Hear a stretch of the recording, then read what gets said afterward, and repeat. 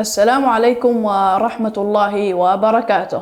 مرحبا بكم أصدقاؤنا المشاهدون من كل مكان، وحلقة جديدة من برنامجكم الشيق يحكى عنه. حكايتنا لليوم بعنوان توبة لص. حيث كان هناك لص اسمه عمار. هذا الشاب يعيش مع أسرته، وكان باراً بوالديه، يسمع كلامهما ولا يخالفهما أبدا. وبعد استكماله للدراسة أراد أن يقوم بالعمل، ومساعدة والديه، وذلك لمجابهة ظروف الحياة، فعمل في عدة مهن وأعمال، لكن ضاقت عليه أسباب المعيشة، فقرر أن يسافر إلى بلدة قريبة حتى يكون قريبا من والديه، فوجد عملاً في قرية قريبة يفصل بينها وبين قريته بحر، فقرر أن يذهب إلى هناك وأن يتعب ويجتهد حتى يساعد أسرته الفقيرة. وصل صديقنا الشاب المكافح عمار إلى البلدة وبدأ في العمل والجهد. مرت الأيام عليه وانقضت الشهور،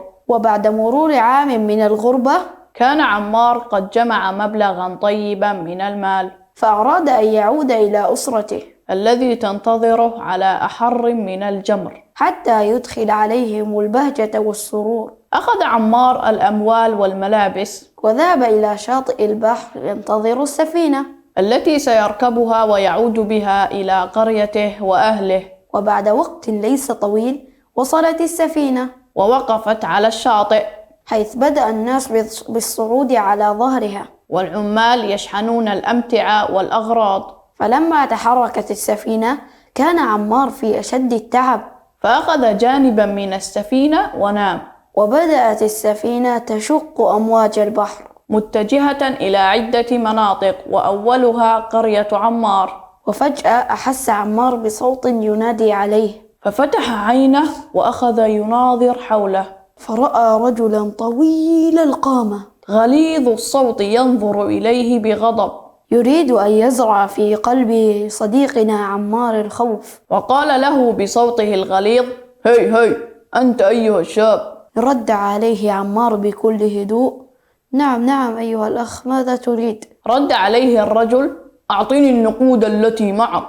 فقال عمار: اتق الله يا أخي، هذه النقود جمعتها في عام كامل بعد الكد والتعب والاجتهاد، وأريد أن أذهب بها إلى أسرتي. فقال الرجل: إن لم تعطني النقود فسوف أضربك. نظر عمار إلى الرجل طويلاً، وأخذ يفكر في إيجاد الحلول. كيف يتخلص من هذا المأزق؟ كيف يمكنني إنهاء هذا الأمر بدون عنف؟ وأخذ يقول في نفسه: هذا الرجل طويل وقوي الجسم، أما أنا نحيل، والمكان ضيق ومظلم، وأنا على سطح السفينة بعيد عن بقية المسافرين، وهناك بعيد مني أشخاص، لكن للأسف نائمون نوما عميقا، ويصدرون شخيرا من شدة التعب. ترى كيف سيتصرف صديقنا عمار مع هذا الرجل الضخم وهذه المشكلة؟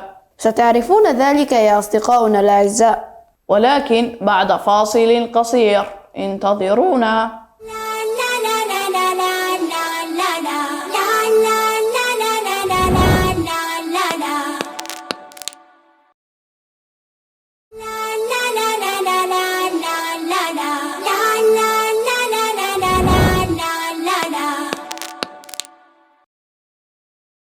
أهلا ومرحبا بكم مجددا أيها الأصدقاء. عدنا إلى برنامجكم يحكى عنه مع حكايتنا الشيقة توبة لص. أين توقفنا في الحكاية يا موفق؟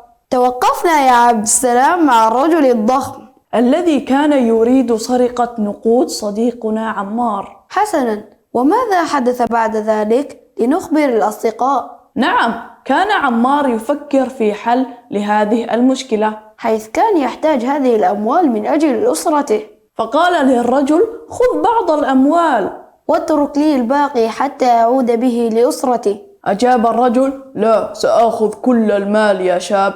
فقال عمار: والله لن أعطيك شيئا إذن، وافعل ما شئت فالله هو الحافظ، وهو وحده من يكفيني شرك. نظر إليه الرجل مستغربا، لكنه أخرج سكينا من جيبه وقرر أن يخيفه بها حتى يعطيه النقود. لكن حدثت مفاجأة غير متوقعة، فقد انزلقت قدمه على ظهر السفينة مع حركة الأمواج واهتزاز السفينة، فسقط على أرض السفينة فطارت السكينة من يده وأصابته في قدمه، فأخذ يصرخ ويصرخ بصوت غليظ: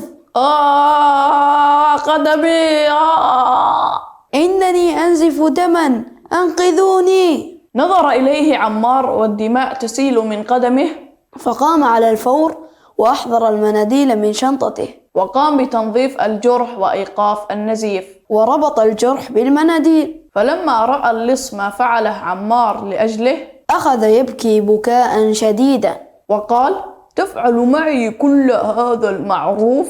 وأنا كنت أريد أن أؤذيك منذ لحظات. قال عمار: والله لقد سامحتك، لكن عليك أن تتوب لله، وأن تكثر من الاستغفار، واعلم أن المال الحرام لا ينفع صاحبه، لا في الدنيا ولا في الآخرة. فقال اللص: سامحني يا أخي، فقد تبت إلى الله بعد أن تعلمت درسا، هذا الدرس لن أنساه أبدا، وأنا أعاهدك على ألا أسرق أبدا. فاحتضنه عمار وأخذ يبكي هو أيضا، لكن كان بكاء فرح بسبب توبة اللص. وتواعدا على اللقاء بعد ذلك. وكان مكان اللقاء مسجد قريب من بيت عمار، وكان طوال الرحلة يأكلان مع بعضهما ويصليان في جماعة ويدردشان مع بعضهما. انتهت الحكاية يا أصدقاء. لكن ماذا عن الدرس الذي استفدناه؟